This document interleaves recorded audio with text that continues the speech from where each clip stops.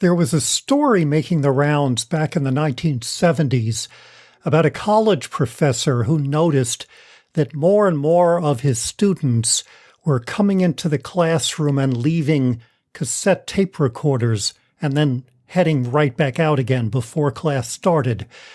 So pretty soon he was giving his lecture to rows of cassette recorders with their gears patiently revolving in expectation of his remarks. He got sick of this idea and decided if you can't beat them, join them. So he pre-recorded his lectures, meaning that an observer walking by the classroom would have seen rows of recorders set on record, listening to one at the front of the class set to play. I call it mobs for machines on both sides. And half a century later, with the invention of large language models, it becomes a lot less amusing, rather ominous, as a matter of fact. In the early days of ChatGPT, going back way back to the early 2023, the tech writer Cory Doctorow, who's best known for coining the term "enshittification" to describe what big tech is doing to its products, said or imagined that there might soon come a time when half of us, being busy or lazy, instead of writing out a whole document, would just come up with a few points and get a chatbot to expand it into, a formal, lengthy, impressive document, and then send it to the other half of us who, also being busy or lazy, would then use a chatbot to boil it down to, a few bullet points. And we're starting to see this machines on both sides. We see it with people applying for jobs who use AI to prepare their applications, only to have the application sorted by AI on the receiving end by the HR department.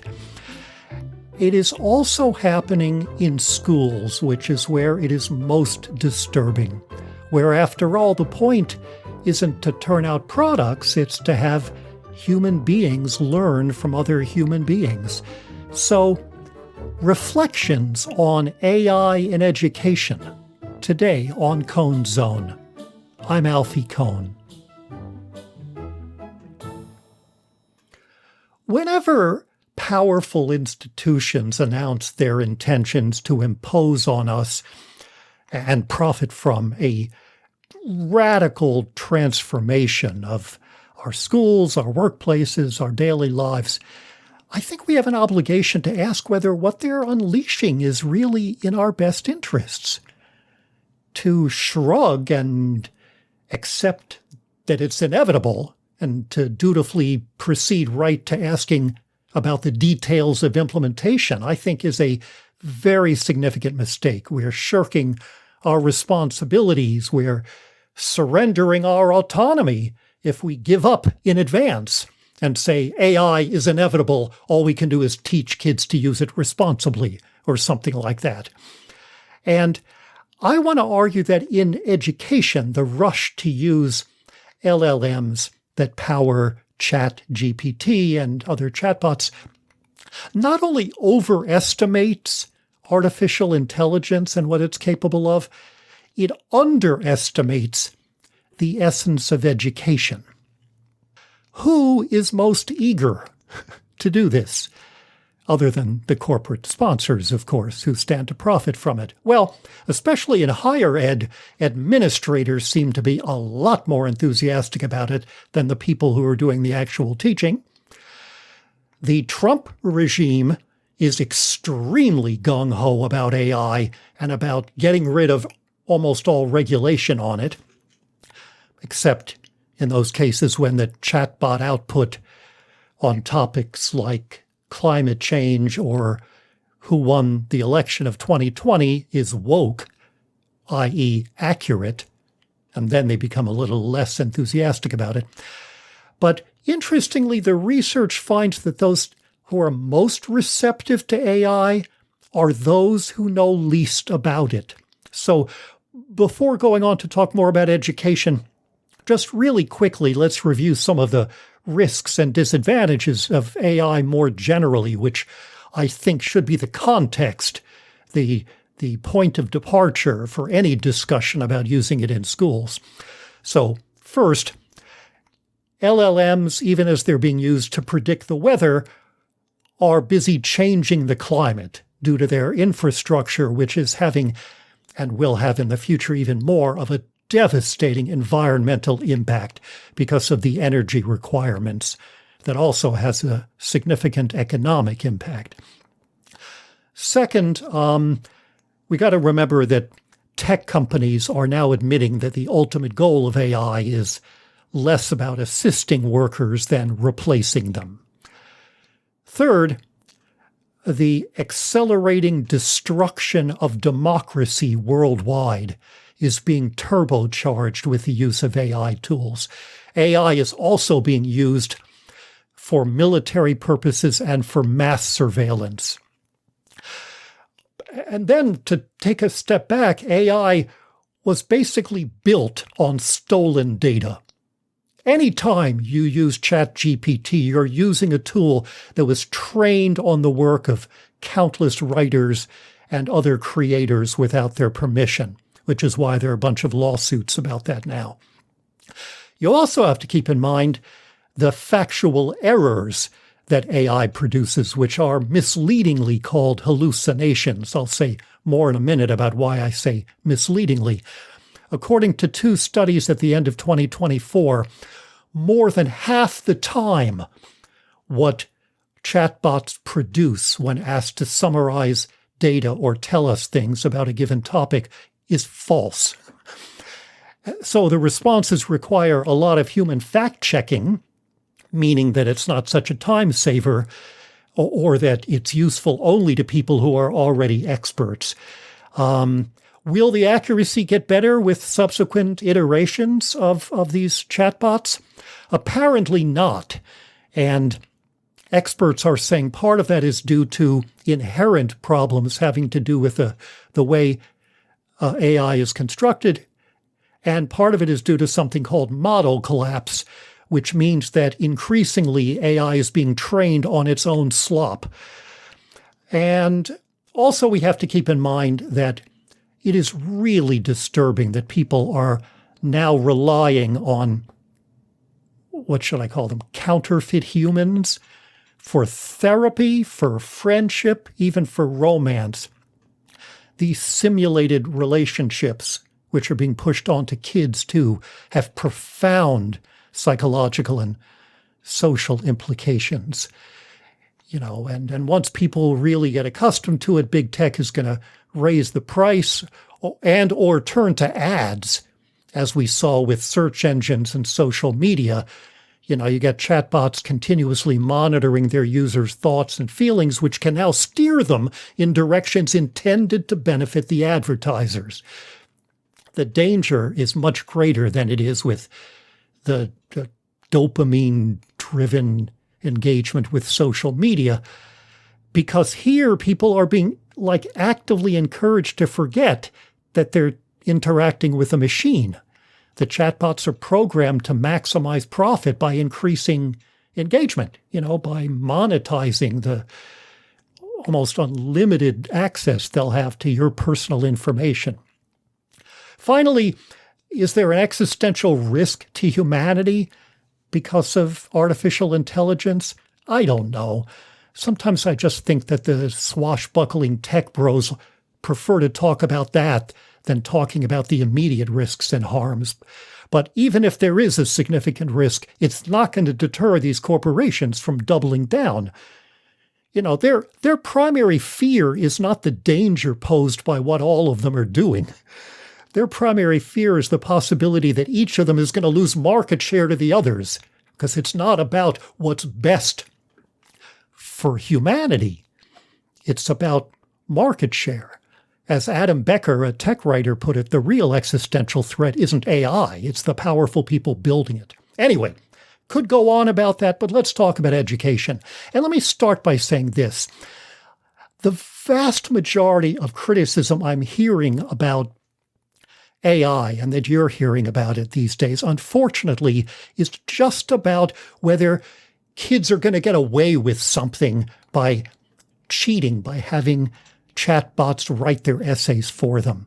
I understand the concern, but I'd like to see the vast majority of conversation about this deal not with whether AI is going to defeat our efforts to evaluate students, but with whether AI is having a negative effect on the teaching and learning, which should be, I hope, the primary purpose of what goes on in schools, not the evaluation part.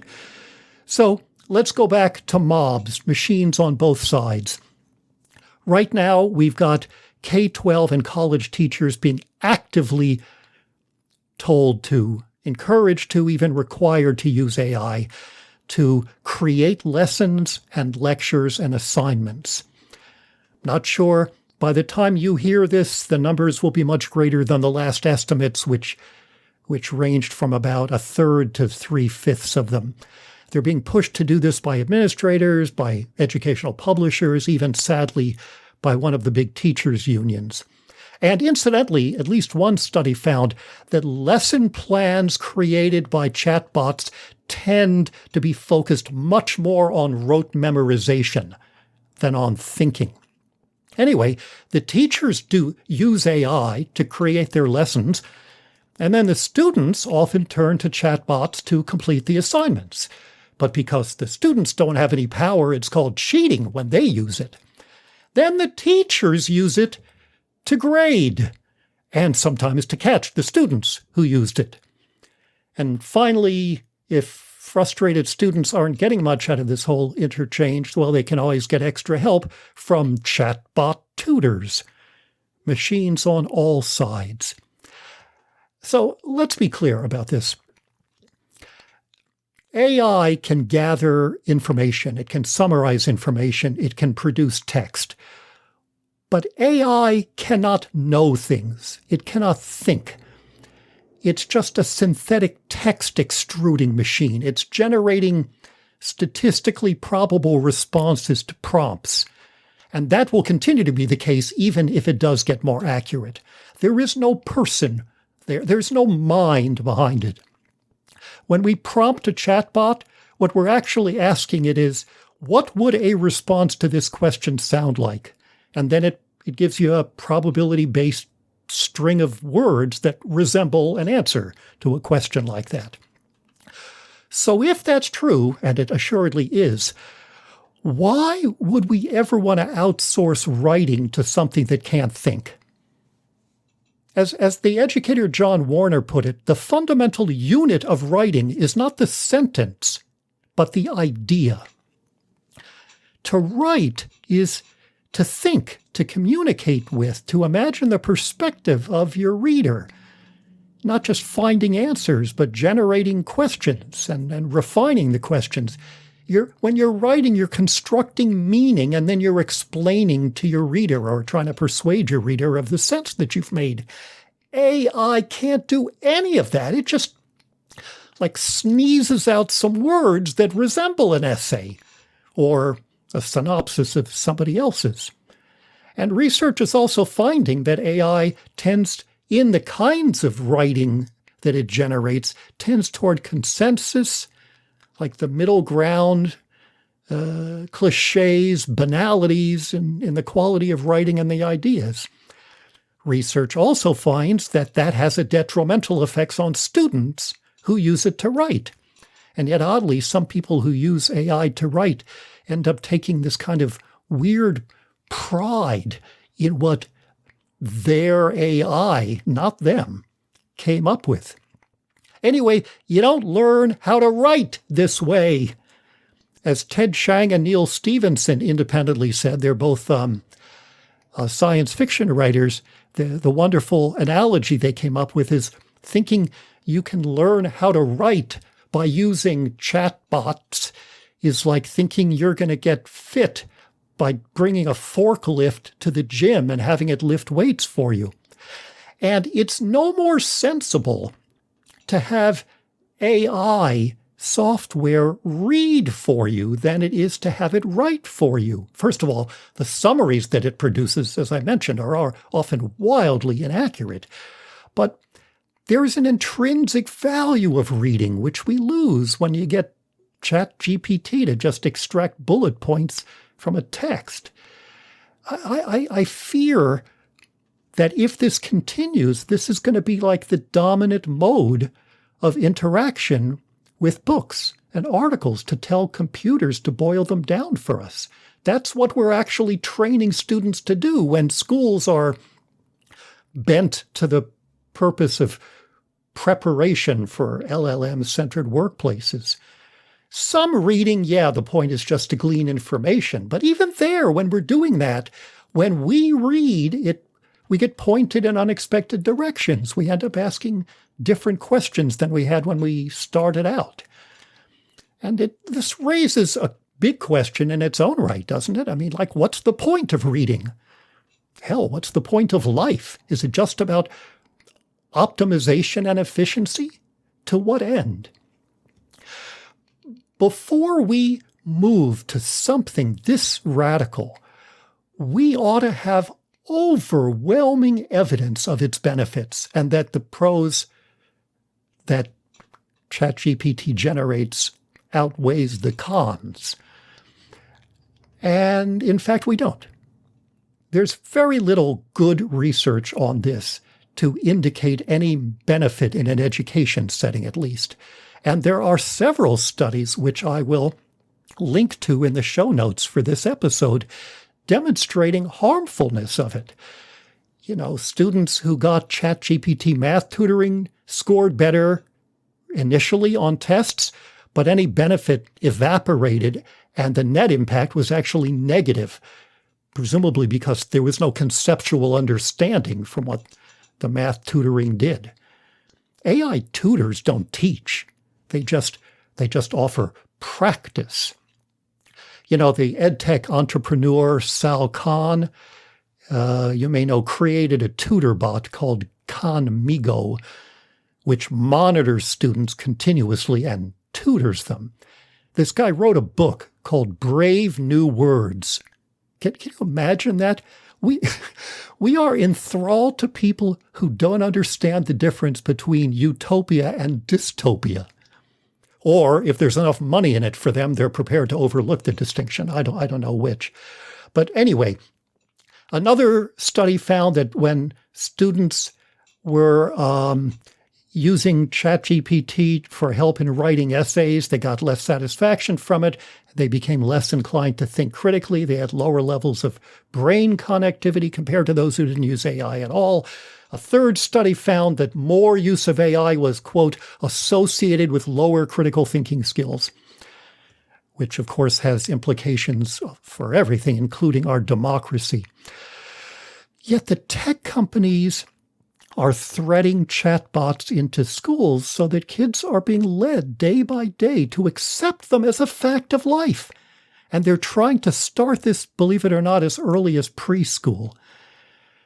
There are other impacts too, not just on critical thinking, that are harder to quantify. But, you know, you think about how this trend affects the relationship between teacher and students, which is so critical toward learning, not to mention quality of life. The trust that one side has in the other is attenuated from this. If it's sometimes AI is most enthusiastically received by the people who are already distrustful, the students of their teacher or the teacher of their students, and then it proceeds to make things worse. And you know, there's a very similar vicious cycle that I think takes place with respect to maybe what is the most significant factor, I'm coming to believe, in who's most receptive to the use of AI in the first place. It's the people who see schooling as nothing more than trying to get a credential. When I say that reading is rewarding in its own right, or that writing is really about thinking, or when I quote Jerry Bruner, who said knowing is a process, not a product, I'm saying that education is something valuable in its own right. It's an intellectual adventure. But a willingness to turn over elements of teaching or learning to LLMs reflects and at the same time bolsters the view that education is not that. It's just a series of graded tasks that you need to collect credits and eventually a diploma. I'll say more about that in a separate episode of this podcast about the purposes of education. AI makes sense only if you put performance over learning. Only if you see schooling as about emitting a behavior, like producing an essay instead of playing with ideas. If schooling to you is purely transactional, then yeah, ChatGPT may get you the product faster and with less friction. But it's just going to reinforce that same sad model. The more AI is used, the less education is about intellectual discovery and critical and creative thinking. That's why I say that it's not just, the problem isn't just that we're overvaluing AI, but we're misunderstanding or undervaluing education. You disagree with this? Okay, fine. Try it out. Use it.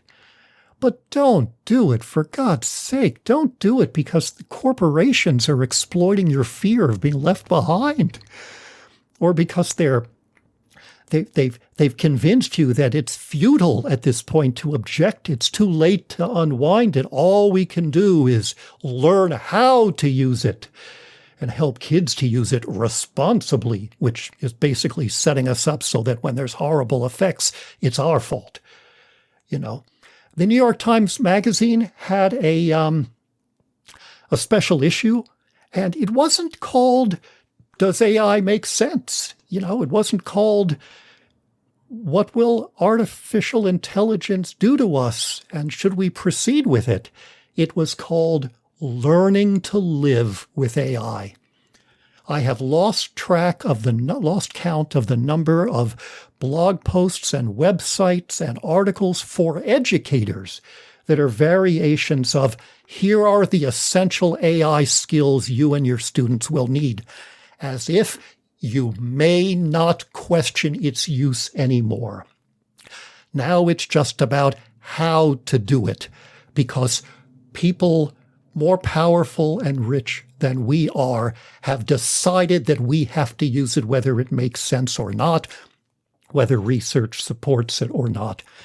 Now, this is something I talk about a lot. I call it Bagooty, better get used to it.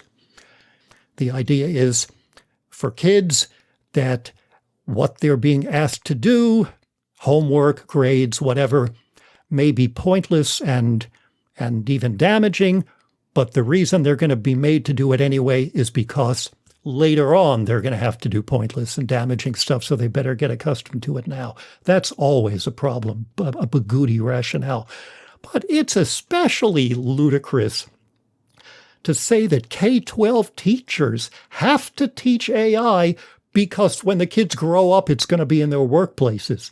Is that really the responsibility of an English teacher or a math teacher or a social studies teacher? I mean, at best, learning to use a chatbot is completely different from learning how to reason through a problem or deeply read or express and organize your thoughts. That's at best, it's different. At worst, having them do AI is teaching them how to avoid doing those things. In other words, it's not just irrelevant to a teacher's goals, it's inimical to them. Research doesn't support succumbing to corporate hype and opening our classrooms to AI tools. If there's any use for AI, I think it's not something that kids should be made to use. AI could be a topic for study, to analyze it critically so that students are helped to identify and resist the tendency to anthropomorphize chatbots, to see in them a person to have a relationship with, or a mind thinking about the essay that it's producing, to realize that's a fiction, and to ask whose interest it serves that we're being actively encouraged to anthropomorphize them.